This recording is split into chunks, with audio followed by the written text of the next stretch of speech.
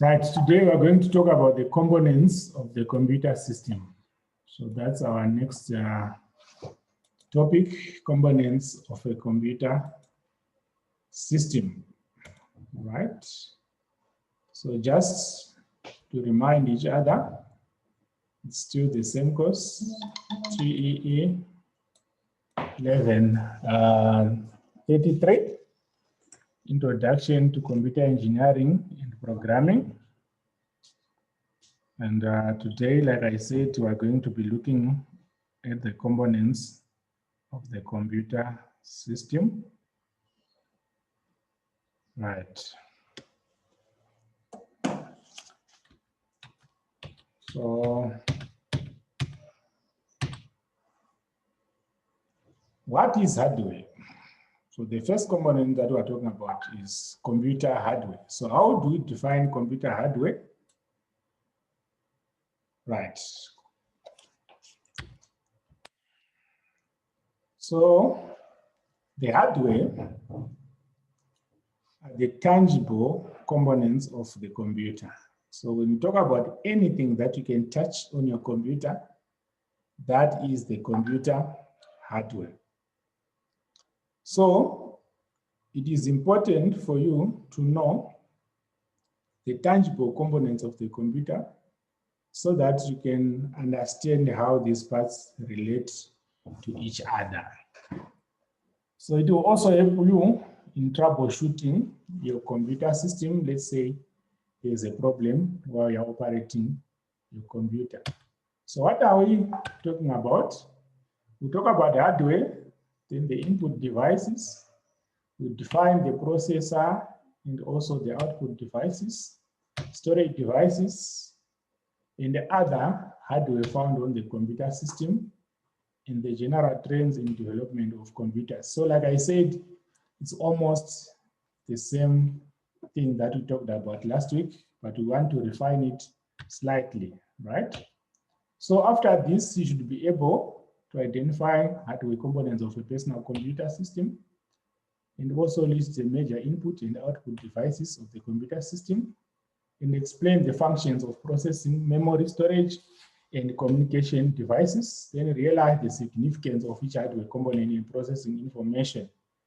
Then you should also be able to familiarize with the general trends in different hardware component development. So that is how we are going to be going through our lecture.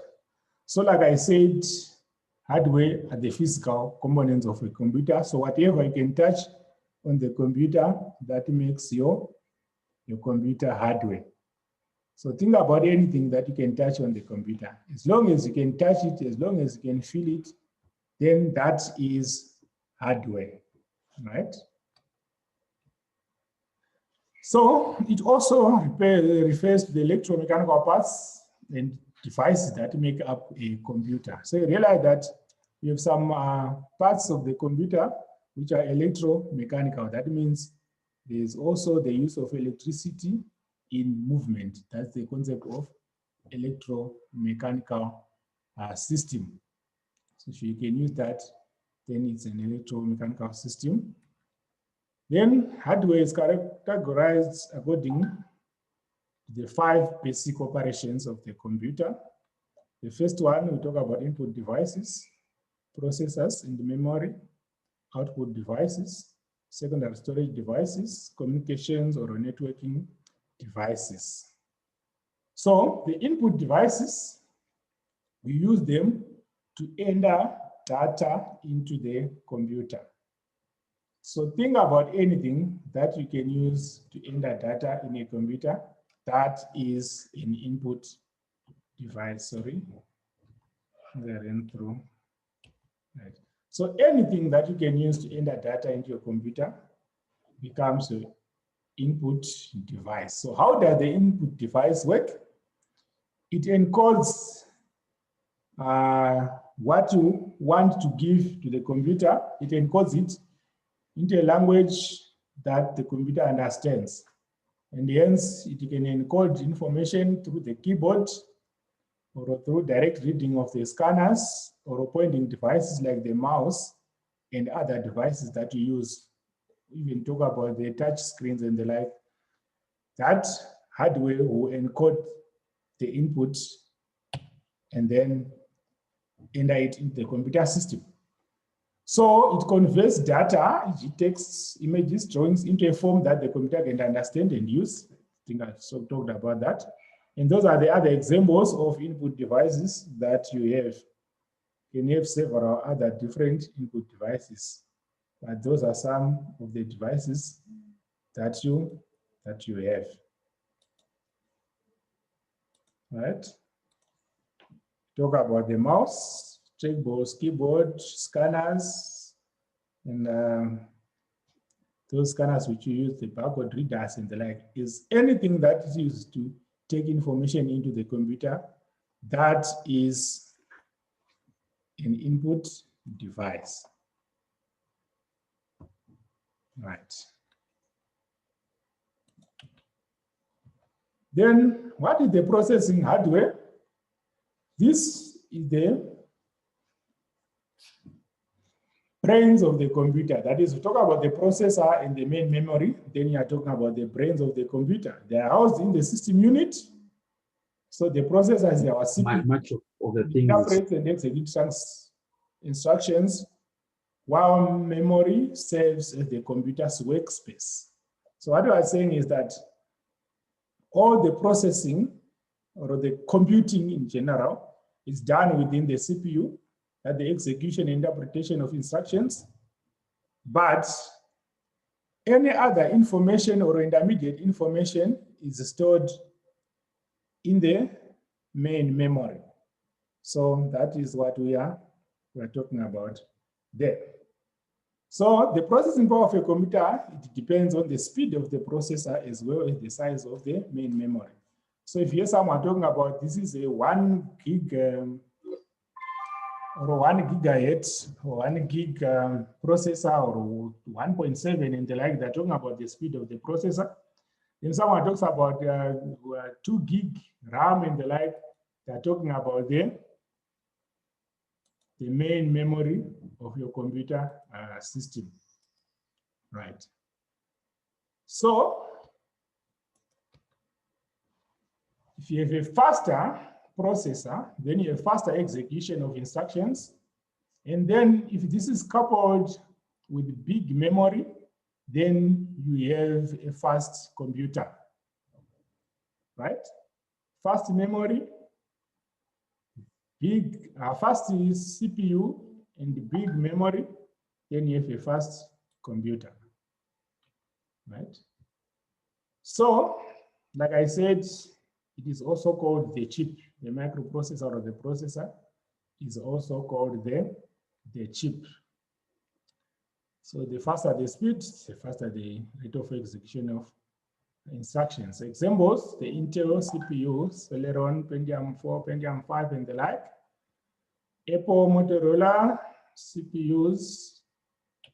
So you have AMD CPUs, the Juron and the Athlon, and Cerex CPUs and the like. So you hear people talking about this is a dual Pentium, whatever. They will be talking about those processors in your computer system. So what is memory? That is the workspace in which the CPU will store some of the instructions which are ready to be used, and hence it is also the random access memory, RAM. So when people are talking about RAM, they're talking about the main memory of the computer system, which is the random access memory. And the random access memory, like I said, is the workspace of your computer system. Meaning to say, whatever information is needed later is good, we get it from the RAM. So the capacity of the RAM is very important because that is where data and programs are stored while they are active. So you need a bigger workspace to also be able to run bigger programs. So you realize that some programs will tell you that there's a limit to the RAM. They need maybe 1 gig or a 2 gig RAM. It's because that is the size of the workspace that is available for use when you're running a program. So the amount of memory available determines the kind of software that can be run or how much data can be manipulated. So those are some of the RAM that you get: 2 gig, 128 megabytes, 1 gigabyte, 2 gig, and the like, depending on the type of computer. And you say it's developing almost every day so that people can have more processing power from their computer system. But then the random access memory is also volatile. That means once you power off your machine, whatever was stored in the RAM is lost. So it is volatile memory. It just works while there, then after that, the information is lost. But there's also read-only memory, the ROM, right? Normally, in the computer system, people talk about ROM BIOS. That is the ROM which stores the basic input-output instructions of the system. So you realize that there are low-level processes that the computer needs to do so that it can operate. And then it stores that in ROM, read-only memory. So when I saying read-only memory, it's an English statement straight away. It's a memory where you can only see the information, but you cannot edit it. That is read-only. We'll talk more about this, right? Then there are output devices which we use to display or produce output from the computer system. Now, when you use an input device, you want the computer to understand what you are saying. Okay. So like now I'm talking into the microphone. The microphone will encode this information into instructions that the computer understands. Then after that, you on the other side, you are listening to this and you're also seeing what I'm presenting here. The output device now decodes what is coming from the computer into information that the user can be able to manipulate or make use of. So that becomes our output devices, right? So the information now can be presented to the user in a way that the user will understand. So that is the main purpose of the output device. Okay? Then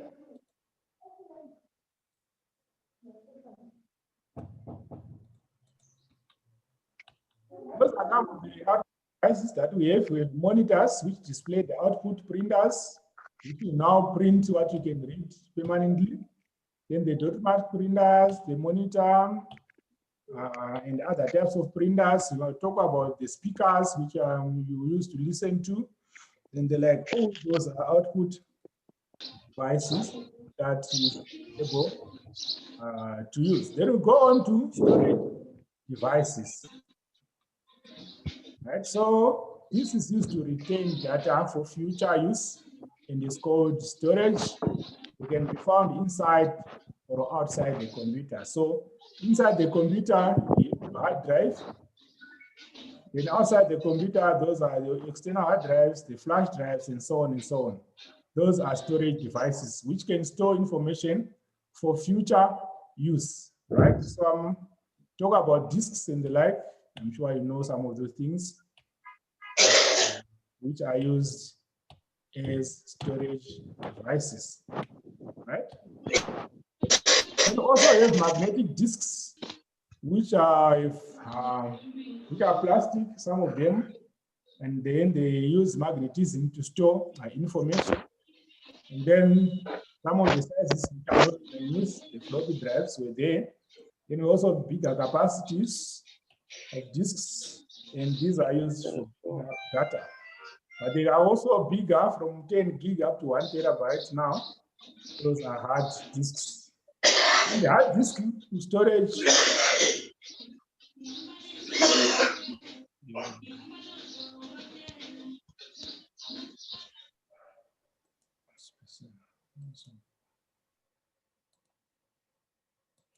Sorry for the interjection.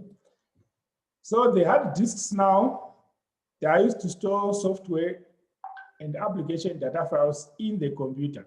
So the hard disks, you get them in the computer, and they give some permanent storage space for data. They have high capacities now, and depending on the size of corporations, they go into several terabytes of hard drives. Then magnetic tapes, flexible plastic, and then the data is presented as magnetic spots, which are then read by the computer system. Right? Then CD-ROM, read-only memory. You can only read and are read by lasers and used commercially to store information and software. And most of the time now they are used for storing music and so on and so on. So those are the CD-ROMs. Then there are CD read and write. Again, these are types of disks where you can see the information and you can also edit, just like you do with your flash drives and the like, right? So you can also do all those things by rewriting without losing the space. However, data stored in CD read-write can only be read by multi-reads, types like CD read-write devices and the others. So that means the read-write disks might not be read by other devices that are not meant for that.